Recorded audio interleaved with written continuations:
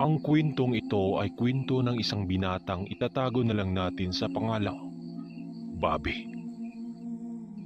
Karanasan niya ito mismo noong kabataan niya. Taong 1979, Iloilo. Itong mga panahon na ito ay kasalukuyang isang mangungopra ng niyog. Itong si Bobby sa lugar ng Iloilo. Tubong Gimaras ito at napadpad lamang sa lugar ng Iloilo dahil na rin sa mga barkada niya. Napakasipag na bata itong si Bobby na medyo may kasumpukan ang katawan. Pero ang ipinagtataka ng mga kasamahan niya, tila ba hindi siya napapagod. Dahil matapos niyang magsasaka ng mga niyog, pagka kinagabihan naman, pupunta siya sa daungan ng mga lansa para magbuhat ng mga tinutiniladang isda. Nakatira itong si Bobby sa kanyang barkada na itatago na lang natin sa pangalang Jose. Nakilala niya ang taong yun doon sa kuprahan at dalawa silang nakatira sa isang kubo. At pinatira itong si Bobby sa kanilang bahay at bali pangatlo siya dito. Konting description lang sa bahay nila Jose. Nakatirik ito sa lugar na maraming niyog at mga puno ng abaka. Ang abaka ay mahalin tulad mo sa puno ng saging.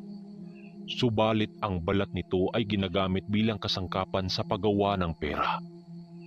Sa tagal na paninirahan ni Bobby sa kubo nila Jose at Marco, dahil walang nangunguha sa mga abaka, dumami na ito ng husto sa buong paligid nila Jose na halos maligaw ka na sa lugar kapag ikay nagkakamali. Nangyari ang kakaibang karanasan nitong si Bobby nang minsan silang naghabas ng mga abaka sa paligid sa bahay nila Jose. Dahil sobrang dami kasi ng mga puno ng mga abaka sa lugar, kaya't naisipan nilang putulin ang iba rito.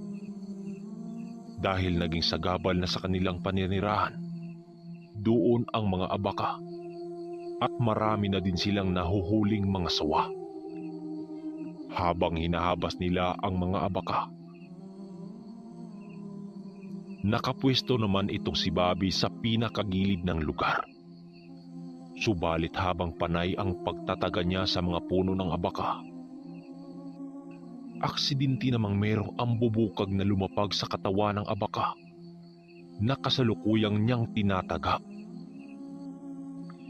Natamaan niya ang katawan ng ambubukag, kaya't nahati ito, subalit laking gulat nitong si Bobby. Dahil imbis na matay ang ambubukag dahil putol na ang katawan nito, bagkus lumipad ito papataas habang wala na ang kalahati nitong katawan. Habang ang bandang paa naman ito, dali-dali yung tumakbo papasok sa makapal na mga damo sa hindi malamang dahilan. Upang tiyakin na hindi lamang siya namaligmata, maigi niyang tiningnan ang lugar kung saan niya yun nataga. Subalit pagtingin niya sa katawan ng abaka, merong isang hugis itlog na kasing laki lang ng itlog ng maya ang nakadikit doon. Dahil sa kanyang pagtataka, kanya itong kinuha para malaman kung itlog ba yun o isang uri lamang ng bato. Subalit nang pigain niya yun, hindi niya yun kayang durugin hanggang sa pinalo niya ito gamit ang bulo. Subalit hindi talaga yun nadurog o nabasag man lang. Sinipat-sipat niya ito at doon niya nakita ang animoy mga ugat, ang mga nakapalibot sa itlog na yon. Dahil sa kanyang pagkamangha, kanya itong ipinasok pansamantala sa kanyang bulsa upang ipagpatuloy ang kanyang ginagawa. Matapos nilang habasan ang buong paligid, umuwi na nga sila ni Jose sa kubo kasama ang isa nilang kasama sa bahay. Kapag tapos na silang kumakain o magpahinga, palagi niya yung pinagmasdan o dala-dala kahit saan man sila magpunta. Wala talagang kaalam-alam itong si Bobby sa nakuha niyang bagay sa abakan. Minsan na ring nagtataka sa kanya ang dalawa niyang kasama sa bahay nung minsan silang naghakot ng mga isda sa daungan ng mga lansa. Habang abala sila sa paghakot ng mga banyi-banyirang isda, meron siyang naririnig na animoy nagtatalo na mga kasamahan nilang naghakot din. Dahil sa bigat ng kanyang dala-dala, hindi niya ito pinapansin at naramdaman niyang nasa malapit lang niya ang nag-aaway. Nang akmang makalagpas na siya sa nag-aaway, laking gulat na lang niya nang marinig niyang sumigaw si Jose at si Marco. Natumakbo siya dahil merong nagtagaan malapit sa kanyang kinaroroonan. Subalit huli na ang lahat dahil nadamay sa tagaan ng dalawang nag-aaway itong si Bobby. At sa kasamaang palad, tinamaan siya sa bandang muka at lumagpas pa yun sa dala niyang banyera. Basag noon ang dala niyang banyerang mailamang isda, kaya't nagkalat yun sa daan. Nagsigawan noon ang lahat na nakakita, kaya't naputol ang tagaan ng dalawang panig dahil sa meron silang nadadamay ng mga tao. Dali-dali siyang nilapitan ni Jose at Marco upang tingnan ang kalagayan niya. Dahil kitang-kita nila na tinamaan si Bobby ng napakatalas na itak na panghiwa sa isda sa dalawang lasinggerong nagtatagaan. At sigurado silang tapyas ang panga nitong si Bobby. Subalit laking gulat ng lahat nang masipat siya na wala naman siyang tinatamong sugat. Nagkakagulo noon ang mga tao dahil isipin niyo yung itak na pantabas ng tuna ang nakatama sa kanya, yung tinatawag sa amin na pinuti.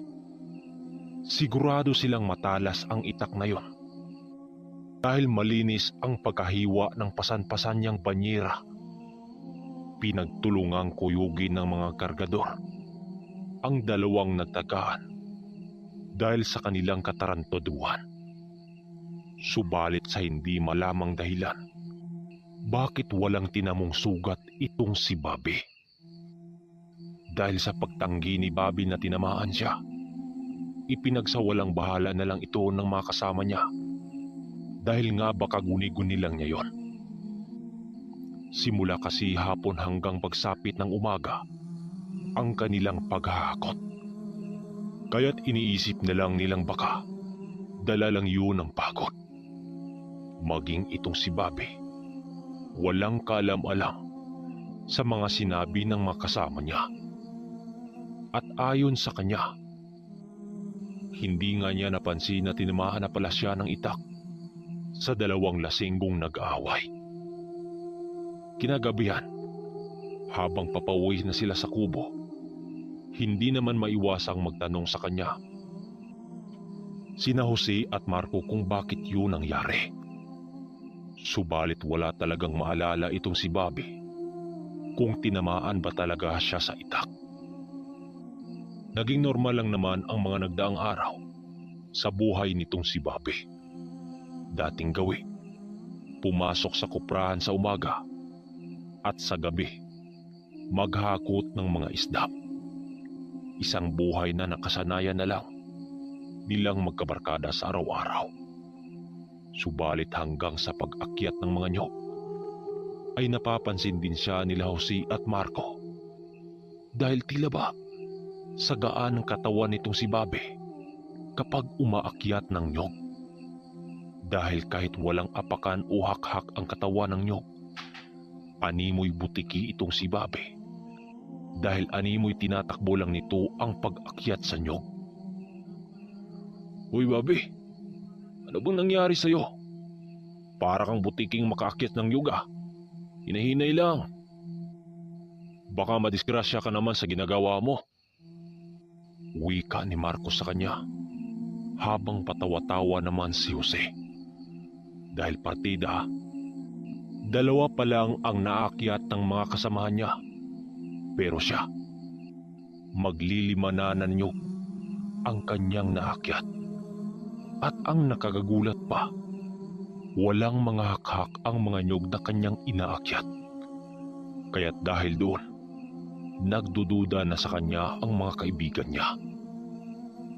Habang naglalakad silang tatlo papauwi, may sinabi sa kanya si Marco ng, "Bobby, magtapat ka nga sa aming dalawa. May tangan ka bang mutya o agimat? Kaya ganun ang mga galaw mo?" Nang marinig ito ni Bobby, patawa-tawa naman siyang sumasagot ng, Mga baliw yata kayo ah. Dahil lang sa ganun may mutya na kaagad. Di ba pwedeng kondisyon lang yung katawan ko sa ngayon?" Sagot ni Bobby dito. Matapos ang kaganapang yon, hindi na nga siya kinukulit ng mga kasama niya. Dahil wala naman siyang maisasagot dito. Hanggang sa isang araw, nasubok sa sugal ang tangan-tangan nitong si Bobby. Isang araw, hindi sumama sa kanya sa kuprahan sina Jose at Marco dahil pupunta sila sa paligsahan sa bayan at pupunta na rin sa pasugalan. Kaya't ng mga araw na yon, hindi niya kasama ang dalawa niyang kaibigan. Pero pagsapit ng tanghalian, nakaramdam siya ng pagkabagot dahil wala siyang makausap. Nagpasya siyang umuwi na lang sa bahay nila Jose para doon na lang kainin ang baon niya. Pagkarating niya sa bahay nila Jose, napansin niyang wala nga doon ang dalawa niyang kasama. Kaagad siyang kumain ng tanghalian at nung pagkatapos niyang kumain, nakahiga siya noon sa papag ng kubo habang nakatitig sa bubong ng bahay hanggang sa maalala niya yung bagay na kanyang nakuha sa abakan. Dali-dali niya itong kinuha sa supot at saka maiging tinitigan. "Kung totoong mutya ka man, magpakita ka nga muli sa akin ng milagro." Wika niya sa hawak niyang bagay.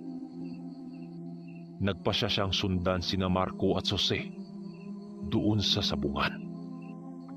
Pagkarating niya sa nasabing sabungan, medyo matagal din niyang natagpuan ang mga kasama niya. At hindi kalaunan, nakita rin niya ang mga ito. Nadatnan niya sina Jose at Marco habang lasing na lasing sa isang tindahan. Nang makita siya ng mga ito, nagwika naman sa kanya si Marco ng, "Uy, Bobby, halika nga rito. Samahan mo kaming dalawa ni Jose. Tumagay ka naman ho." Wikang lasing na lasing ni Marco. Si Jose naman, nagtaas-taas na lang ito ng kamay dahil sa kalasingan. "Marco, ba't naman kayo naglalasing? Di ba kayo papasok mamaya sa isdaan?" Wika naman ni Bobby dito. Subalit sumagot lang ito ng, "Huwag mo nang alalahanin yon. Trabaho lang naman yan eh. Umupo ka nga rito. Kaya lang naman kami naglalasing dahil sa lintik na manok na yan. Tinalo kami sa sugal eh." Wika ni Marco habang sinipa ang isang tandang, kaya't naglikha iyon ng ingay. Dahil sa pamimilit ni Marco sa kanya na uminom, hindi kalaunan, nakainom rin siya. So hello mga tagasunod, ako pa rin ang narrator ng ating Ermitanyo o ang Ermitanyo. Ginawa ko lang to ang channel na ito dahil yung kabila nating channel nagkaroon ng violation at saka Nais ko kung may mangyaring masama sa ating channel, dito tayo mag-upload.